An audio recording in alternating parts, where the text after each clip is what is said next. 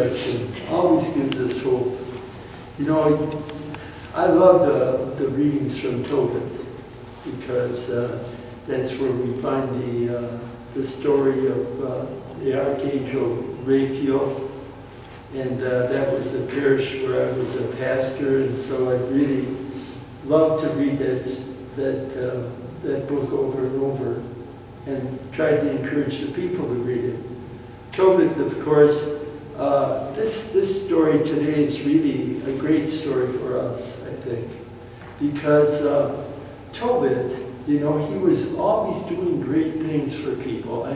It begins, you know, like he interrupts his meal because he hears somebody has been murdered or is dead, and they're out on the streets. The people weren't allowed to bury the people. I don't know. Even in Brazil, one time when I was there, you know, the authorities, they don't immediately come and get rid of the things that aren't pleasant. They let the body stay out on the street when there's a murder, so everybody can see this, you know, sort of intimidation kind of stuff.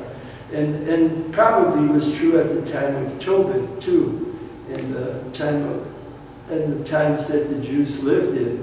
Anyway, he would interrupt his meal.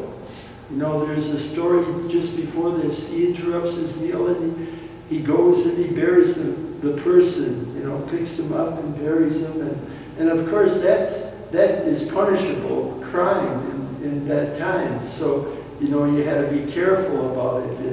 And this is a common thing. He's always reaching out to others. And yet, you know, I love it because it's about us. It's about how you can mess things up with your own wife. You know, here she is trying to make ends meet because he can't see. I love this part about the birds pooping in his eyes and he loses his sight and everything, you know. I mean, so watch out where you take your naps. First thing. But anyway, you know, so he can't see, and he can't see not only that, but he just has lost his perspective on life.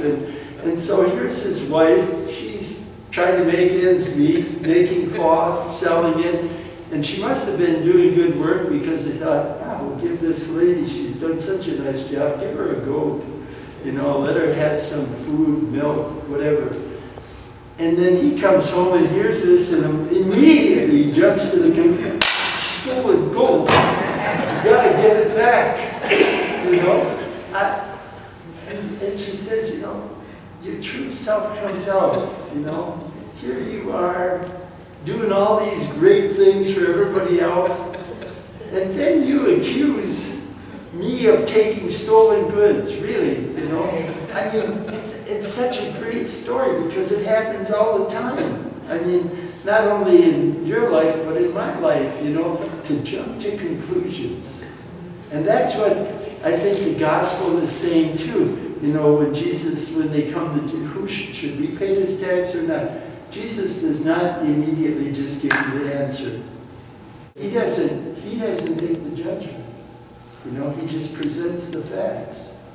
And you know, sometimes in our lives, I think that's what Jesus can teach us, and that's what this whole combination can teach, at least teach me, is, you know, take your time with things. Don't jump to conclusions. Don't judge people. You know, what he shows is that in these stories is that God can do anything.